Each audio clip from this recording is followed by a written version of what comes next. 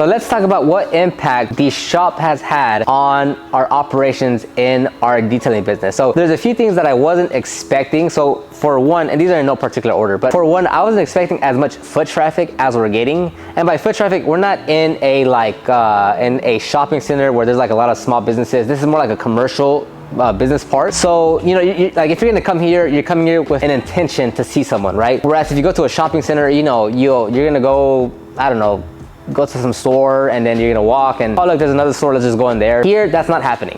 But I was so surprised on how many people just like walk-ins just come and say, hey, I saw you online and I wanted to stop by to get a quote. And a lot of times they're like, hey, can I just drop it off right now? So plenty of times, a $200 job, a $400 job, an $800 job literally just walks in and is like, hey, can I get my car detailed, right? And so that's one that was a huge, like, oh, I wasn't expecting to get that much foot traffic into our business. So that was like another kind of dimension of customer acquisition, is just having a physical location. People want to go see someone physically, right? See someone in person, and they literally just park.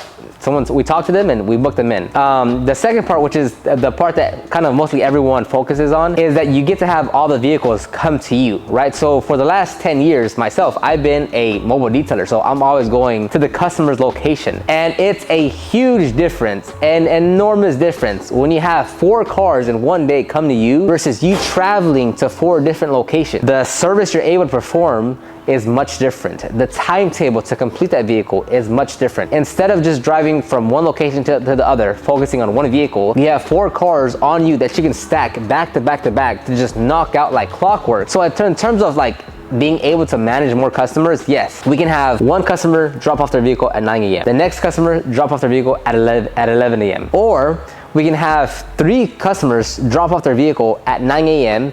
and one of them is gonna be done at 11, one of them is going to be done at 2:30, and the other one will be done tomorrow morning. So that is a huge benefit to getting a shop. Now I know what you're thinking, well, okay, those are great things, I want to do that, let me go get a shop. It's all going to come down to, hey look, do you have enough qualified leads coming into your business on a daily basis to justify that cost? Is your cash flow, are you positive cash flow, right? Do you actually have money coming in and not that much going out, or relative to how much you have coming in? So it's not just about saying, oh okay, well yeah, you know what, my business isn't doing so well, but if I get a physical location, yeah, people will come to me now and I'll be able to stack customers like Oscar's saying. No, you get a shop because your business is at that point where it can take the shop, right? Now, a few downsides to the shop, okay, is don't be like, for me, I was afraid on signing a lease to the shop. So when you have that scared mentality, that it might not work out mentality, you're gonna think a bit smaller. You're gonna be a bit more you're gonna be a bit more cautious of the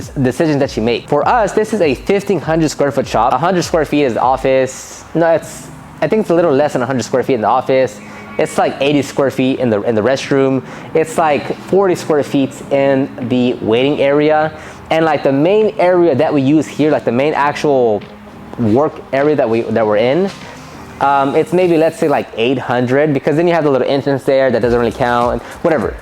Anyway, but the point I'm trying to get at is, because I had that fearful mentality that it wasn't gonna work out mentality, I opted out to the smallest unit that I can get, which was 1,500 square feet. Now, the problem with that though is, and one of our team members said it best.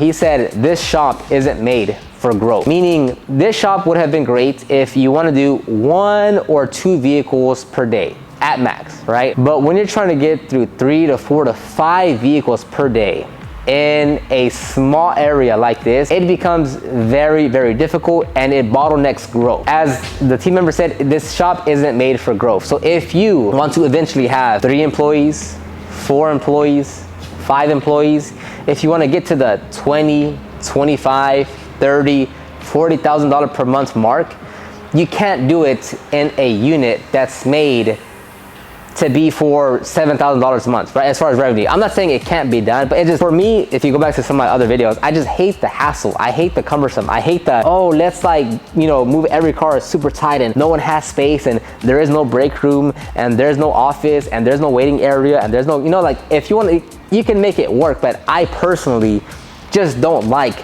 not having what I want as far as like the ideal working space, right? And it's not to say like, oh, well, you just, you have to be such a little snowflake and get everything that you want. No, it's like, I'm running a business because I want to build a business that I want to build. And the business that I want to build, there's going to be a waiting area. There's going to be a break room. There's gonna be 2-3 offices. There's gonna be 2 restrooms. There's gonna be, you know, like, that's what I want. Like, that's the business that I want to build. And, you know, could you get away with that? Yeah, but like, if you want to do that, that's on you. But I personally don't want that. Like, in the future, I would love just to have a dedicated game room where we just have 2-3 game stations. Why? I don't know. Just to have it there. If someone wants to throw it down on Fortnite or something, like, just cause, like, why not just have that option? Because it's your, like, you know, so you build, like, in the back of here, we have a gym. At the next shop, I would want a dedicated 600, 700 square feet just to the gym, right? So anyways, I went on a little tangent there, but you get the point.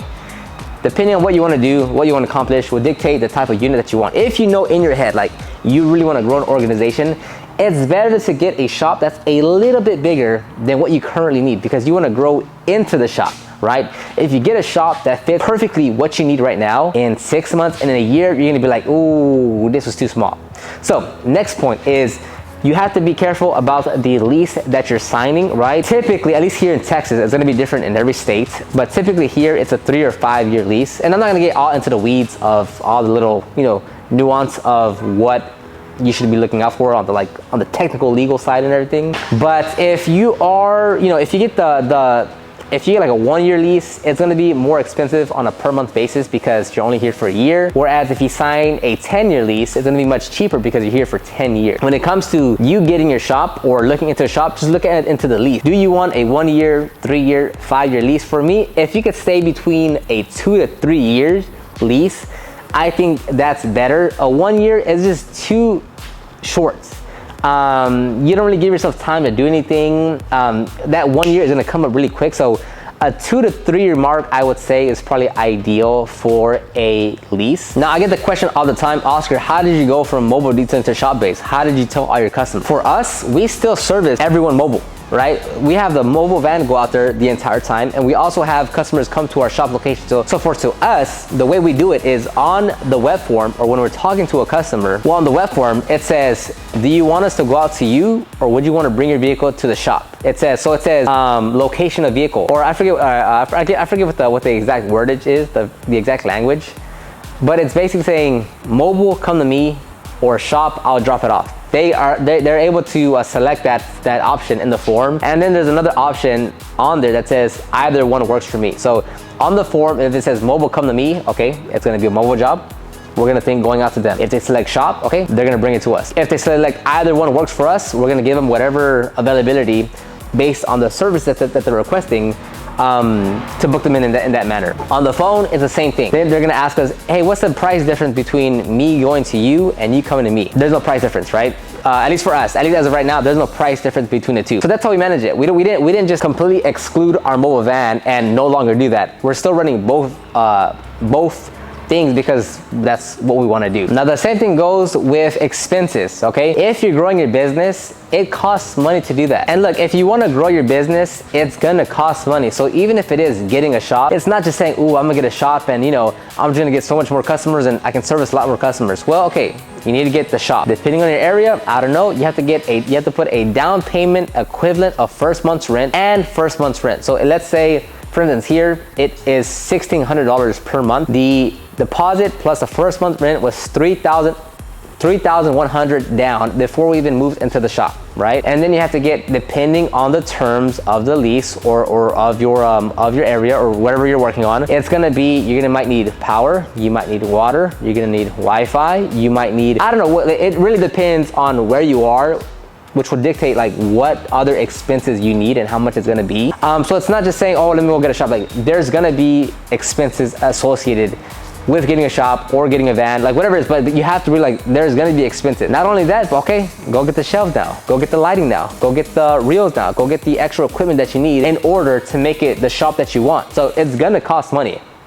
So it's not just saying, ooh, I'm gonna get a shop and I'm gonna get so many more customers now. It's like, well, I mean, I hope so, but you have to account for all the additional expenses that you're gonna get once you move into a shop. And look, if you have a slow month, a slow week, a slow day, those expenses are still gonna come in. So again, that's what I was kind of getting at in the last point, where like it's a bit scary. It can be a bit fearful to make that decision. But that's what's important to say, hey, do I have customers? Do I have a reliable lead generation that's feeding me high quality leads? Am I, getting booked out a week in advance? Do I have 2 or 3 customers per day? All these things matter. So I'll end the video right here. Actually, the video is actually heating up because I've been recording too much. So I'll leave it right here. Let me know in the comment section down below if you need me to answer any other shop-based questions. I get them quite a bit actually. So any other question that you want me to answer, I'll be happy to make another video or even a podcast episode. So you can check the video description down below for the ultimate guide to start your detailing business. You can find my podcast, the Detailing Business Class Podcast, which is on Spotify and iTunes. Or if you want to check out my second channel, the Proper Care channel, where I 100% focus on the detailing side of things. All that and all the links will be in the description box down below. I'll see you guys on the next one. Bye-bye.